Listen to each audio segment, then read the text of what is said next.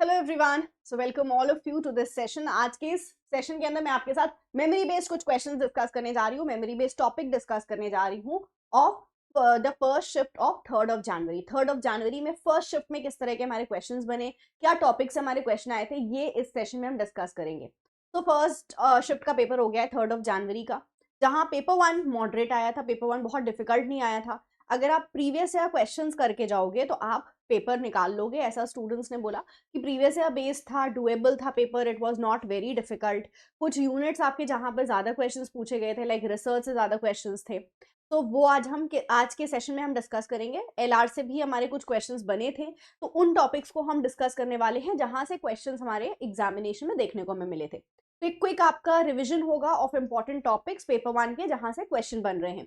तो इस सेशन में हम सबसे पहले डिस्कस करेंगे important topics of research, then हम लॉजिकल रीजनिंग की तरफ चलेंगे। We will also be discussing about the penalties जो प्लेजरिज्म के अंदर हमारी बन रही है।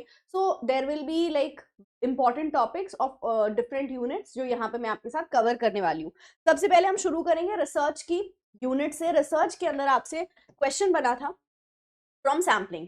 तो सैम्पलिंग इज व्हाट, सैम्पलिंग आपका होता है जब हम सैंपल सिलेक्ट करते हैं, तो वो प्रोसेस को of selecting sample from the population, इसको हम सैम्पलिंग बोलते हैं। सैम्पलिंग दो तरह की होती है, प्रोबेबिलिटी, नॉन प्रोबेबिलिटी। एक्रोनिम यहाँ पर लिखी हुई है, आपको टाइप्स याद करने हैं कि कौन सी सैम्पलिंग किसके अंदर आती है, प्रोबेबिलिटी में या नॉन प्रोबेबिलिटी में। सबसे पहले प्रोबेबिलिटी की बात करेंगे तो यहाँ पर वी हैव 3 सैंपल, मतलब आपके 4 सैंपल होते हैं, 3S और एक आप याद करते हो C। तो मैंने SSC करके आपको याद कराया है, 3S एंड 1C। SSC का मतलब है simple random stratified then systematic and 1 is cluster. Cluster का सब डिविजन होता है मल्टी स्टेज क्लस्टर सैम्पलिंग। तो ये सैम्पलिंग हम याद कर लेंगे प्रोबेबिलिटी की। नॉन प्रोबेबिलिटी आप एलिमिनेट करके कर लोगे। वैसे नॉन प्रोबेबिलिटी में कौन कौन सी आपकी सैम्पलिंग आती है? So it is purposive sampling, convenience sampling, snowball, quota and volunteer response sampling. मतलब जब हम वॉलंटियर करते हैं, जैसे होता नहीं है कि आप खुद से अपने आप को सिलेक्ट करते हो कि you want to be part of this research और नॉट। लाइक यूट्यूब पे अक्सर आपके सामने पॉपअप ऐसे सर्वे फॉर्म्स आ जाते हैं, आपके पास ऑप्शन होता है या तो आंसर कर दो या स्किप कर दो, तो वॉलंटरी रिस्पॉन्स सैम्पलिंग कहलाता है। तो प्रोबेबिलिटी, नॉन प्रोबेबिलिटी में कौन से सैम्पलिंग आते हैं, नाम आपको पता होना चाहिए। इसकी डिटेल्ड वीडियो है, अगर आपके एग्जाम 6, 7 ऐसा है, आपके पास टाइम है, तो प्रोबेबिलिटी नॉन प्रोबेबिलिटी की कुछ हाफ एन आवर की वीडियो है यूट्यूब पे अवेलेबल, आप उसको देख लेना।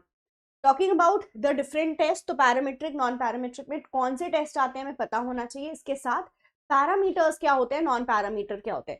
पैरामीटर होता है पॉपुलेशन की इंफॉर्मेशन।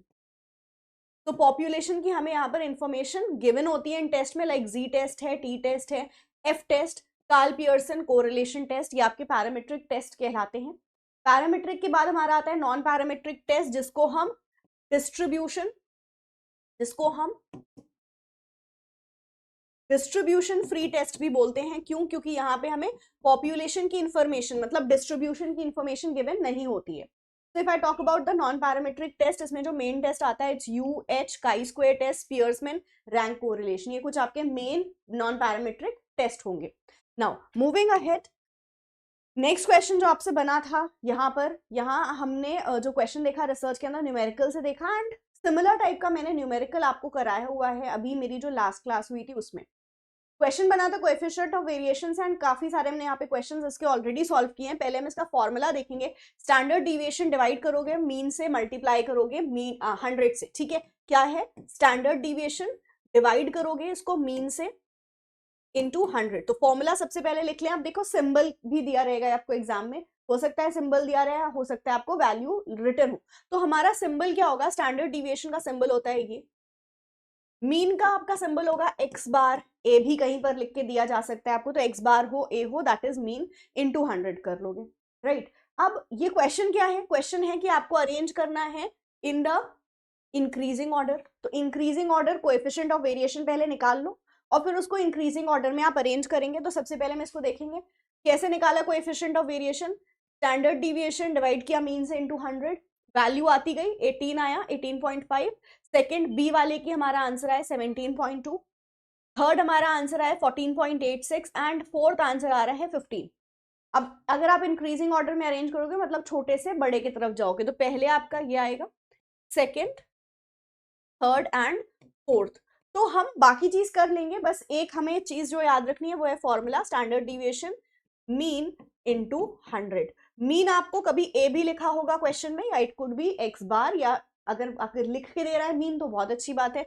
तो इससे क्या निकलेगा, कोएफिशिएंट ऑफ वेरिएशन, एंड जो भी उसके बाद पूछा होगा सिर्फ कोएफिशिएंट ऑफ वेरिएशन कैलकुलेट करना होगा तो वो निकाल लेंगे, अदरवाइज इंक्रीजिंग डिक्रीजिंग बोलेगा तो हम उसको भी कर लेंगे।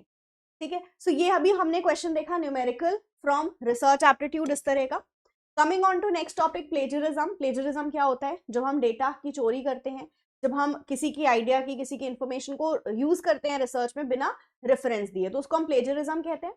प्लेजरिज्म की पेनाल्टी होती है, यूजीसी ने यूजीसी का क्लासिफिकेशन है 2018 का for the penalty on plagiarism, right. तो 2018 यूजीसी रेगुलेशन के अंदर आता है पेनाल्टी, दो तरह की पेनाल्टी होती है, one for student and one for teacher. Level तीन दोनों की सेम रहेगी, मतलब अगर मैं स्टूडेंट की बात करूं या टीचर की बात करूं तो जो लेवल है 0 से शुरू होगा, then it is level 1, level 2 and level 3। तो 3 लेवल्स होती हैं, कई बार स्टूडेंट कंफ्यूज हो जाते हैं, 4 कहते हैं, नहीं, लेवल 3 तक होता है। इसके अंदर कितना परसेंटेज आएगा ये भी टीचर और स्टूडेंट के लिए सेम है। यहाँ है बिलो 10% बोलोगे इसको अप टू 10% बोल सकते हो, ठीक। Then it is 10 to 20%, then 10 to 40%, 40 to 60% and above 60%। ठीक है, अब पेनाल्टी क्या होती है स्टूडेंट की, ये देखना है पहले। स्टूडेंट की 10% तक कोई भी पेनाल्टी नहीं लगेगी, एंड ये टीचर के लिए भी सेम है। 10% तक सिमिलैरिटी पाए जाने पे कोई भी पेनाल्टी इंपोज नहीं होगी, लेकिन 10 से 40% अगर सिमिलैरिटी होती है तो स्टूडेंट को सबमिट करना होता है रिवाइज करके अपनी मैन्यूस्क्रिप्ट। ठीक है, रिवाइज मैन्यूस्क्रिप्ट सबमिट करना होता है विद इन 6 मंथ्स। लेकिन अगर 40 to 60% प्लेजरिज्म पाया जाता है तो स्टूडेंट को 1 साल का गैप लग जाता है, रिवाइज करके उनको थीसिस सबमिट, मैन्यूस्क्रिप्ट सबमिट तो करनी होती है, लेकिन ये कर सकते हैं आफ्टर 1 ईयर, मतलब 12 मंथ के बाद ही ये सबमिट कर सकते हैं, 12 महीने से पहले सबमिट नहीं कर सकते हैं, एंड 18 मंथ्स के अंदर अंदर इनको सबमिट करना होगा। ऐसा नहीं है कि 12 मंथ के बाद आपका जब मन कर रहा है आप कर रहे हो सबमिट, 12 मंथ के बाद 1 साल तक तो आप सबमिट ही नहीं कर सकते, और 1 साल के बाद आप क्या करोगे, 18 मंथ्स के अंदर अंदर you have to submit your revised manuscript. And above 60% अगर स्टूडेंट ने प्लेजरिज्म कमिट किया है तो इसका रजिस्ट्रेशन कैंसिल हो जाता है। रजिस्ट्रेशन आपका कैंसिल हो जाएगा, जिस भी आप कोर्स में हो उसका रजिस्ट्रेशन कैंसिल हो जाएगा। तो यहां से आपके क्वेश्चन बन चुके हैं कि किस लेवल के अंदर स्टूडेंट अपनी मैन्यूस्क्रिप्ट रिवाइज कर सकता है। तो देखो आपको लेवल 0 में तो कोई, मतलब जो लेवल 0 है 10% तक तो आपको कोई पेनाल्टी नहीं लगेगी। 1 और 2 में आपकी पेनाल्टी ये लगती है कि आपको रिवाइज करके सबमिट करना होगा। थर्ड लेवल 60 से अबव आप तो रजिस्ट्रेशन कैंसिल हो जाता है तो आप रिवाइज नहीं कर सकते, तो रिवीजन आप सिर्फ इसमें कर सकते हो। ये हमारे अगस्त में क्वेश्चन बना था, तो इसके लिए आप प्रिपेयर रहोगे इस तरह के क्वेश्चन के लिए। अब हम आते हैं टीचर्स को क्या पेनाल्टी मिलेगी। तो अभी देखिए हमने जो पढ़ा, टीचर की लेवल सेम रहेगी, level 0, then level 1, level 2, level 3। इसके अंदर परसेंटेज ऑफ जो आपके प्लेजरिज्म आएगा वो सेम रहेगा, up to 10%, then 10 to 40, 40 to 60, 60 above. ठीक है, तो ये हमारा क्या है, ये सेम रहेगा टीचर का भी स्टूडेंट का भी। अब आगे बढ़ते हैं, पेनाल्टी क्या होगी, पेनाल्टी डिफरेंट होगी टीचर की एंड स्टूडेंट की, तो उसको भी एक बार हम देख लेते हैं।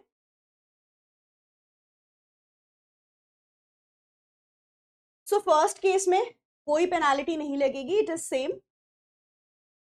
लेकिन अगर आप सेकंड जो आपका है दैट इज 10 to 40% का प्लेजरिज्म करते हो, लेवल 1 के अंडर आते हो, तो आपको जो पेनाल्टी मिलेगी वो कि 1 ईयर तक आप पब्लिश नहीं कर सकते अपना काम। ठीक है, तो 1 ईयर तक आपकी पब्लिकेशन की रोक लगा दी जाएगी। टॉकिंग अबाउट लेवल 2, आपकी यहाँ पे 2 ईयर्स की रोक लगाई जाती है to publish the work, and level 3 में 3 ईयर की रोक लगा दी जाती है कि आप पब्लिश नहीं कर सकते। लेवल 2 और 3 में आपको कुछ और पेनाल्टीज भी इंपोज होती है, जैसे लेवल 2 में आपका 1 ईयर का इंक्रीमेंट भी रोक दिया जाता है। ठीक है, एंड लेवल 3 में आपका 2 ईयर्स का इंक्रीमेंट रोका जाता है कि अभी 2 साल तक आपकी इंक्रीमेंट भी नहीं होगा। एंड वन मोर थिंग जो आपको लेवल 2 में फेस करनी पड़ेगी वो ये है कि 2 ईयर्स तक आप सुपरवाइज भी नहीं कर सकते स्टूडेंट्स को। ठीक है, सो एंड लेवल 3 में क्या होगा, 3 इयर्स की पब्लिकेशन के लिए रोकेंगे और यहां पर ही आप ऐड कर लो कि प्लस 3 इयर्स की सुपरविजन भी रोक देंगे, मतलब वो आपको सुपरवाइज भी नहीं करने देंगे स्टूडेंट्स को for a period of 3 years. तो हमें याद करने का बहुत आसान होगा। लेवल 0 कोई पेनाल्टी नहीं, सेम। लेवल 1 एक 1 है तो 1 ईयर पब्लिकेशन रोका जाएगा, 2 है तो 2 ईयर पब्लिकेशन रोका जाएगा, लेवल 3 है तो 3 ईयर पब्लिकेशन रोका जाएगा। ठीक है, अब हम इसके बाद आगे देखेंगे लेवल 2 और 3 में एडेड क्या क्या पनिशमेंट्स हैं या पेनाल्टी है। 1 ईयर का इंक्रीमेंट रोका जाएगा इन लेवल 2 एंड 2 ईयर का इंक्रीमेंट रोका जाएगा इन लेवल 3। इसके साथ ये याद रखना कि ये लेवल 2 है तो यहाँ 2 साल का सुपरविजन रोका जाएगा एंड लेवल 3 में 3 इयर्स का सुपरविजन रोका जाएगा। ठीक है, सो ये आपकी पेनाल्टीज होती है under different levels of a teacher. ठीक है, अगर आप इस लेवल की प्लेजरिज्म कमिट करते हो तो ये पेनाल्टी आप पे इंपोज होगी। Now coming on to logical reasoning से हमारा भी क्वेश्चन बना है प्रमाण के ऊपर।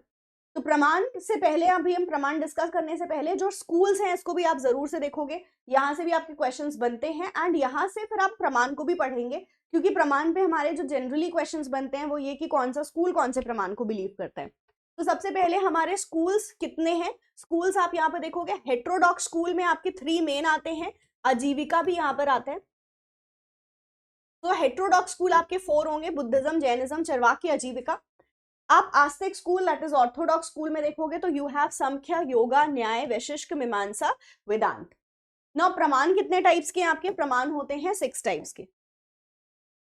वी हैव 6 टाइप्स ऑफ प्रमाण। कौन कौन सा प्रमाण होता है, प्रत्यक्ष, 10 मिनट की वीडियो है प्रमाण के ऊपर, इन केस आपने नहीं देखा होगा तो 10 मिनट वाली वीडियो देख लेना, यूट्यूब पे अवेलेबल है। कौन कौन से प्रमाण होते हैं, प्रत्यक्ष प्रमाण, अनुमान, उपमान, शब्द, अर्थापत्ति, अनुपलब्धि। अब एक बार हम देखेंगे कि हमारे डिफरेंट प्रमाण हैं, कौन कौन से स्कूल कौन कौन से प्रमाण को बिलीव करते हैं, ये इंपॉर्टेंट है आपके लिए। तो इसके लिए मैंने एक ट्रिक बनाई है एंड मैं इस ट्रिक को करा चुकी हूँ, बहुत से लोगों को याद भी होगा एंड जो नए हैं जिनको नहीं आता एक बार यहाँ पर देखोगे। फर्स्ट ऑफ ऑल आप नंबर रख लो 1 2 3 4 5, ठीक है। And now the trick is CBV, समझे नवीन वर्मा। CBV समझे नवीन वर्मा मतलब अपनी बीवी को देखो, समझे नवीन वर्मा। ये हो गया आपका क्या, ये हो गया आपकी ट्रिक, इसको आपने रख लिया। नाउ क्योंकि फर्स्ट नंबर पे है तो ये एक प्रमाण में बिलीव करता है एंड दैट इज P, प्रत्यक्ष, ठीक है। ये 2 नंबर पे है तो ये 2 प्रमाण को बिलीव करेगा, P तो रहेगा ही, A यहाँ पर ऐड हो जाएगा, दैट इज अनुमान और प्रत्यक्ष को बिलीव करेंगे कौन कौन से स्कूल, बुद्धिज्म और वैशिष्ट। ये सेकंड नंबर पे होगा एंड ये सेकंड नंबर पे होगा, दिस इज फर्स्ट नंबर, ठीक है। अच्छा अब हम आते हैं थर्ड नंबर पे, क्योंकि 3 थर्ड नंबर पे है तो ये 3 प्रमाण को बिलीव करेंगे, P और A तो रहेगा, यहाँ पर एक और जुड़ जाएगा दैट इज S, प्रत्यक्ष, अनुमान, शब्द। कौन कौन से स्कूल्स इसके अंदर आएंगे आप देखो, समझे मतलब संख्य, मीमांसा, जैनिज्म एंड यू हैव योग्य स्कूल, ठीक है। न्याय स्कूल आता है, राइट, न्याय स्कूल क्योंकि 4th नंबर पे है, 4 प्रमाण पे ये बिलीव करेगा एंड वो 4 प्रमाण कौन से होंगे एक बार देखते हैं। PAS तो रहेगा, एक U जुड़ जाएगा, ठीक है। एंड लास्टली आता है V जो आपका है दैट इज वेदांत स्कूल है, ये ऑल प्रमाण में बिलीव करेगा, ठीक है। ये ऑल प्रमाण में बिलीव करेगा मतलब सारे के सारे 6 में बिलीव करेगा ये प्रमाण, तो ये याद जरूर से रखोगे, यहाँ से हमारे बहुत सारे मल्टीपल क्वेश्चंस बन चुके हैं प्रीवियस ईयर में।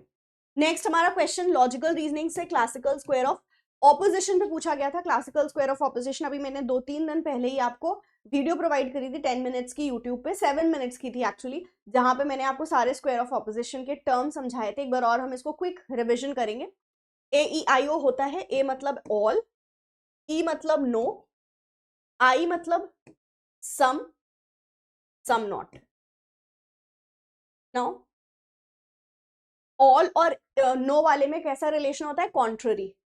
सम और सम नॉट वाले में सब कॉन्ट्ररी रिलेशन होता है।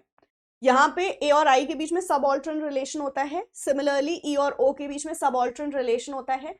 A O contradictory and I E contradictory. अब इसका रिलेशन का मतलब क्या है और क्या क्या ये इंप्लाई करता है, अब देखते हैं हम यहाँ पर।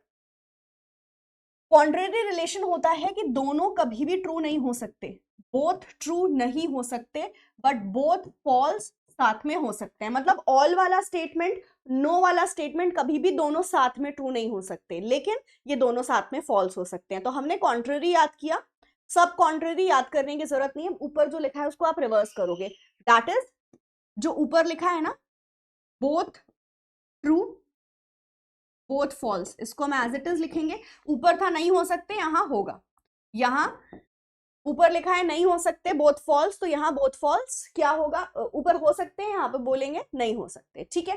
कॉन्ट्राडिक्टरी हमेशा ऑपोजिट होता है, मतलब अगर ये ट्रू है ना तो ये फॉल्स होगा, अगर ये फॉल्स है तो ये ट्रू होगा, ठीक है, एंड ये ट्रू है तो वो फॉल्स उसी तरह से। एंड ये हमेशा क्या होंगे, ई और आई के बीच में भी क्या है, कॉन्ट्राडिक्टरी रिलेशन है, तो हमेशा ये ऑपोजिट होंगे, एक ट्रू है तो दूसरा फॉल्स होगा, ठीक है। सब ऑल्टरन की बात करेंगे तो सब ऑल्टरन में अगर ये ऊपर वाला ट्रू है तो नीचे वाला भी ट्रू होगा, बट अगर नीचे वाला फॉल्स है तो ऊपर वाला फॉल्स होगा। दैट इज हम इसको इस तरह से याद करते हैं, इसको हम इस तरह से याद रखते हैं, डाउन विथ ट्रू, नीचे आओगे ट्रू के साथ, अप विथ फॉल्स, ठीक है, down with true up with false. तो अब इसको आप याद रखोगे कि अगर सम वाला फॉल्स है तो ऊपर वाला जो है आपका ऑल वाला फॉल्स होगा, लेकिन ऑल वाला ट्रू है तो नीचे वाला भी क्या होगा, ट्रू होगा। तो इसके बेसिस पे क्वेश्चन आता है, आपको दिया रहेगा स्टेटमेंट कि ये ट्रू है, तो बताओ कौन सा और ट्रू हो सकता है। तो then classical square of opposition आपको पूरा देखना होगा, इसके ऊपर जो 7 मिनट्स की वीडियो उसको डिटेल में अगर आप देखोगे तो I have explained it in detail with question. अब अगला क्वेश्चन जो लॉजिकल रीजनिंग में हमारा बना था वो मूड एंड फिगर पे बना था। मूड क्वांटिटी और क्वालिटी देख के बताते हो, ठीक है, क्वांटिटी एंड क्वालिटी देखते हैं तब हमारा मूड निकल के आता है। मतलब अगर हम ऑल स्टेटमेंट की बात करें तो ये यूनिवर्सल होता है एंड पॉजिटिव होता है, मतलब अफर्मेटिव होता है। तो मूड हमारा फर्स्ट ऑल वाले का क्या है, ए होता है, नो वाले का ई, सम वाले का मूड आई होता है, सम नॉट वाले का मूड होता है ओ। तो बस यही आपको याद रखना है कि ऑल वाली स्टेटमेंट का मूड क्या होगा, ए, देन नो वाली स्टेटमेंट का मूड क्या होगा, यू नो, ई, ठीक, सम, इसके बाद हम आते हैं सम वाली स्टेटमेंट आई, सम नॉट वाली स्टेटमेंट हमारी ओ होगी। So this is the mood. तो मूड तो हमें पता है, अभी हम जो स्क्वायर ऑफ ऑपोजिशन में सारे कॉर्नर्स देख रहे थे वो मूड ही था एक्चुअली। अब फिगर्स की बात करते हैं। तो मूड हमने देखा है क्वांटिटी एंड क्वालिटी के बेसिस पे, फिगर किस बेसिस पे देखते हो, फिगर आप देखते हो on the basis of middle term. Middle term क्या होता है, something that is common in both the premises. अब मिडल टर्म, जैसे मैं एक एग्जांपल लेती हूं, सम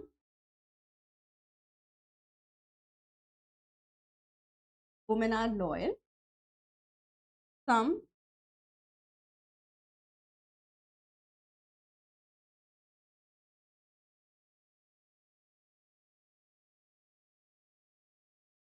are not loyal.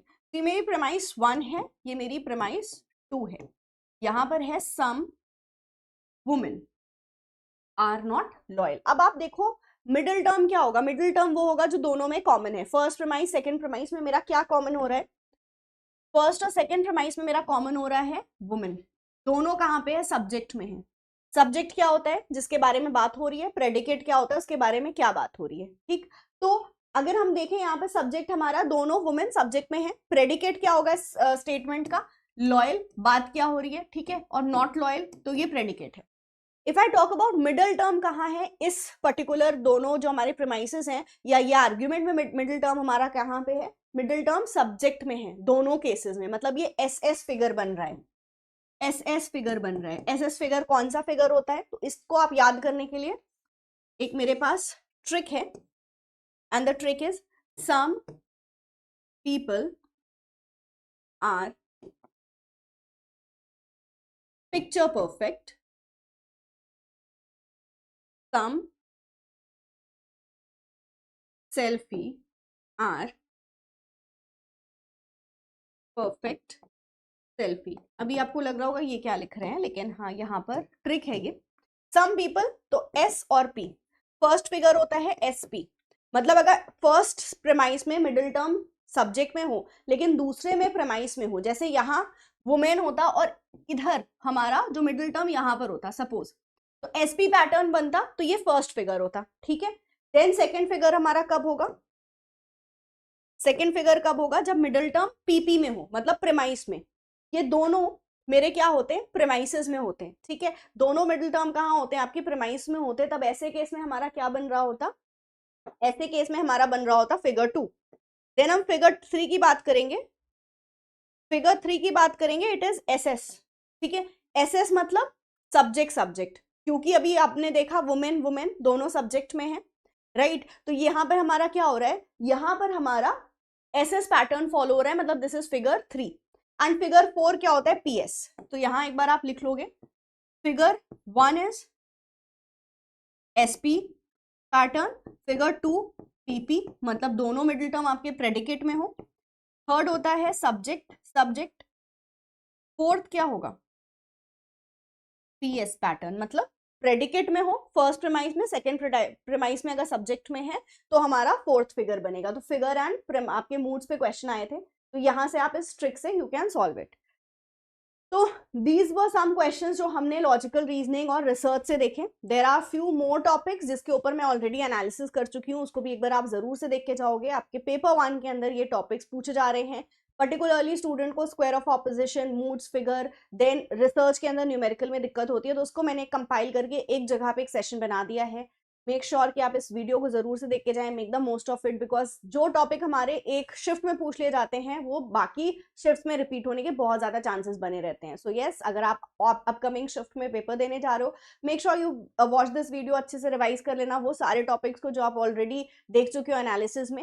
And yes, all the very best. I do trust, I do believe in you कि आप बहुत अच्छा करोगे। बहुत दिन से आप सब पढ़ रहे हो, बस जाना है, अपना बेस्ट दे के आना है। All the best.